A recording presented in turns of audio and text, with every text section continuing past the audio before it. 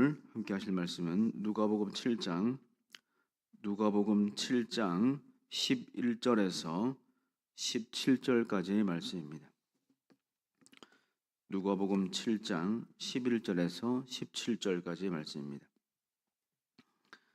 제가 가진 성경으로는 신약성경 101페이지에 있습니다. 누가복음 7장 11절에서 17절까지 한 절씩 교독하고 마지막 17절은 함께 읽도록 하겠습니다. 제가 먼저 읽겠습니다. 그 후에 예수께서 나인이란 성으로 가실새 제자와 많은 무리가 동행하더니 가까이 가시실 때에 사람들이 한 죽은 자를 메고 나오니 이는 한 어머니의 독자요 그의 어머니는 과부라. 그 성에 많은 사람도 그와 함께 나오거늘 주께서 과부를 보시고 불쌍히 여기사 울지 말라 하시고 가까이 가서 그 관에 손을 대시니 맨 자들이 서는지라. 예수께서 이르시되 청년아 내가 네게 말하노니 일어나라 하시매 죽었던 자가 일어나 앉고 말도 하거늘 예수께서 그를 어머니에게 주시니 모든 사람이 두려워하며 하나님께 영광을 돌려 이르되 큰 선지자가 우리 가운데 일어나셨다 하고 또 하나님께서 자기 백성을 돌보셨다 하더라. 함께 읽겠습니다. 예수께 대한 이 소문이 온 유대와 사방에 두루 퍼지니라. 아멘. 사람이 이렇게 누구나 살아가면서 겪게 되는 사람의 어떤 힘으로는 해결할 수 없는 여러 가지 이제 문제들이 있는데 그 중에 하나가 바로 이렇게 죽음이라고 하는 문제일 것 같습니다. 죽음에서는 누구도 자유로울 수가 없습니다. 누구든지 한번 태어나면 다시 그 생을 이제 마감하게 되는 죽음을 맞게 됩니다. 태어나는 그 순간부터 또 그 삶을 마감하는 그 순간까지 삶을 우리가 어떻게 살아가는가, 그것으로 그 사람의 삶이 판단되어지는 것이죠. 오늘 본문을 보니까 예수님께서 어떤 성으로 들어가십니다. 나인이라고 하는 성으로 들어가시는데 이 나인이라고 하는 성은, 나인이라고 하는 이름은 기쁘다, 즐겁다, 어떤 그런 뜻을 갖고 있습니다. 그러니까 이 성의 이름 자체가, 이 도시의 이름 자체가 기쁨과 즐거움, 어떤 만족함, 그런 의미를 이제 가지고 있다고 하는 것이죠. 그런데 이 성 안에 들어갔더니 마침 그 성문을 통해서 어떤 장례의 행렬이 이렇게 나오게 됩니다. 이 장례의 행렬의 주인공은 이 성 안에 살고 있는 어떤 과부였고, 그 과부의 외아들이 죽어서 그 외아들의 장례를 이제 치르는 그 장례의 행렬이 이제 밖으로, 성 밖으로 나오면서 주님과 이게 만나게 되어지는 것이죠. 이 과부들, 그러니까 이 당시에 이 고대사에서 특별히 이게 주님께서 활동하셨던 이 공생의 사역 기간, 또 신약 성경에 기록되어지는 이 시기에 과부 홀로 살아가는 여인들의 삶은 그렇게 쉽지가 않았습니다. 지금 여건이 많이 신장되어지고 향상되었다고는 하지만 그럼에도 불구하고 여인 혼자서 그 삶을 이어가기가, 또 자녀들을 키우면서 그 삶을 살아가는 것이 그렇게 쉽지는 않습니다. 그런데 이 과부에게 정말 하나뿐인 아들이 이제 죽음을 맞이하게 됩니다. 이 아들이 어떤 일로 죽었는지, 병으로 죽었는지, 또 사고로 죽었는지 그 원인에 관해서는 성경은 말하고 있지 않습니다. 근데 분명한 것은 12절을 보면은 많은 사람들이 함께 했는데, 또 13절에도 나오듯이 많은 사람들이 이 과부의 이 아들의 죽음에 함께 하면서 그 슬픔을 같이 했다라고 하는 것이죠. 그리고 주님께서도 슬피 우는 이 과부를 보시면서 그 마음 가운데 불쌍히 여기는 마음들, 이 어려움을 당한 여인에 관해서 긍휼한 마음을 가지시고는 당시의 정결법으로 금지되어 있는 시신이 담겨져 있는 관에 손을 대시고 죽은 청년을 살아서 그 어머니에게 돌려주게 됩니다. 홀로 살아가는 이 여인은 어쩌면은 자기에게 남겨진 이 아들이 그 여인의 인생의 전부였을 것입니다. 자라가는 아들을 보면서 정말 온갖 일을 해가면서 아이를 키우고 정말 어려움을 겪으며 지내왔을 것인데, 그래도 오직 이 여인이 바라보는 것은 이 아들이 자라서 곧 우리 집안을 일으키고, 또 그동안 자기가 겪었던 수모와 또 여러 가지 수치스러움들, 어려움들을 이 아들이 장성해서 가정을 이룸을 통해서 그 모든 것들이 보상받을 것을 어쩌면 기대하고 있었을 것입니다. 그래서 어쩌면 이 여인이 살아가는 그 삶은 이 아들만을 바라보면서 이 아들을 통해서 이루고 해소될 그런 것들을 자기 인생의 보상을 기대하면서 아들만 바라보고 살았습니다. 그런데 어느 날 이 아들이 갑자기 죽게 된 것이죠. 이 성읍은, 나인이라고 하는 성의 이름은 제가 소두에 말씀드렸던 것처럼 기쁨과 즐거움이라고 하는 그런 의미를 갖고 있습니다. 그 어느 것 하나 부족함이 없는 그런 성입니다. 각자가 자기의 삶을 잘 영위하면서 자기가 원하는 대로, 자기가 뜻하는 대로 자기의 어려움들, 또 자기가 해결하기를 원하는 그런 것들을 자기 힘으로 또 서로 해결하면서 어느 것 하나 부족함이 없이 지내던 그런 곳이었습니다. 그런데 오늘 이 성이 슬픔이라고 하는 것으로, 슬픔이라는 감정에 완전히 휩싸이게 된 것입니다. 그것도 그 성에 어떤 높은 사람이 또 그 성에 큰 문제가 생겨서가 아니라, 그런 기근이 닥쳤다거나 재앙이 닥쳐서 이 성에 문제가 생기고 슬픔이 닥친 것이 아니라, 그 성에 이름 없는 어떤 과부가 참 누구도 주목하지 않고 중요하게 여기지 않았던, 그렇게 그 대수롭지 않게 여겼던 그런 신분의, 그런 처지의 어떤 여인이 겪게 되는 슬픔과 불행 때문에 이 온 성이 나인이라고 하는 그 이름에 걸맞지 않게 슬픔에 빠지고 또 비탄함에 빠져 있었다고 하는 것이죠.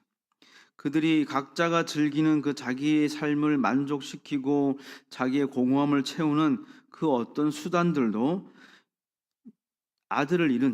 사랑하는 아들을 잃고 그 죽음으로 인해서 슬픔에 빠진 이 과부의 마음을 위로할 수 없었다고 하는 것입니다. 그 어떤 것도 이 죽음이라는 위기들, 죽음을 맞이한 사람의 그 슬픔을 위로하거나 그 빈자리를 채우거나 그렇게 할 수 없었다라고 하는 것입니다. 그런데 주님께서 오셔서 그 관에 손을 대시고 관에서 죽은 채로 있던 그 과부의 아들을 다시 살리셨습니다. 다시 살리시고 그의 어머니에게 다시 돌려주셨다라고 하는 것입니다. 이 모든 사람이 두려워하며 하나님께 영광을 돌리고 큰 선지자가 우리 가운데 일어나셨고 하나님께서 자기의 백성을 돌보셨다라고 하나님께 영광을 올려드리고, 하나님께서 이제 그 구원자를 우리에게 보내주셨음을 함께 서로 선포하며 그 일들이 이제 온 사방으로 퍼져나가게 되어집니다.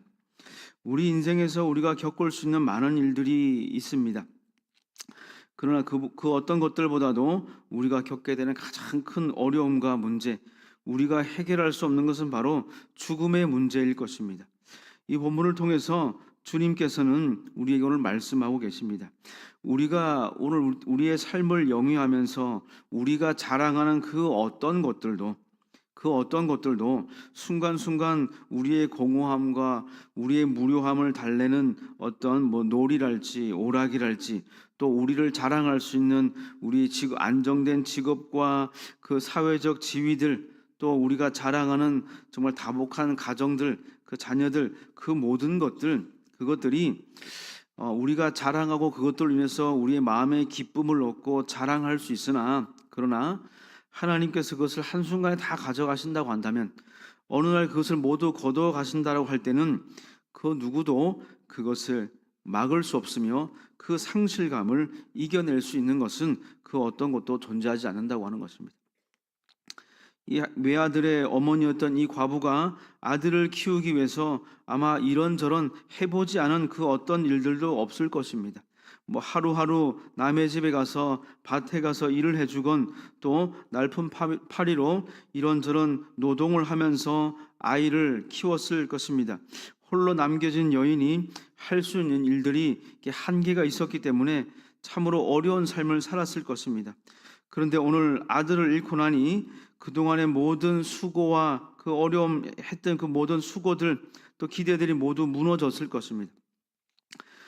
아들을 잃은 이 과부에게 사람들이 와서 당신이 오늘 아들을 잃고 슬픔에 빠졌고 비탄에 있으니 내일부터 우리 집에 와서 앞으로도 쭉 와서 우리 밭에서 우리 과수원에서 일을 할 수 있도록 내가 돌보아 주겠소. 그 앞을 보장해 주겠습니다라고 그런 제안을 한다고 한들 아들을 잃은 그 죽음을 인해서 사랑하는 아들을 잃은 그 상실감을 그 무엇도 메울 수 없을 것입니다. 이 성의 그 기쁨이라고 하는 이름과 만족함이라는 그 이름이 완전히 그 이름이 정말 유명무실해지는 그런 일들인 것이죠. 오늘 주님께서는 우리에게 말씀하고 계십니다.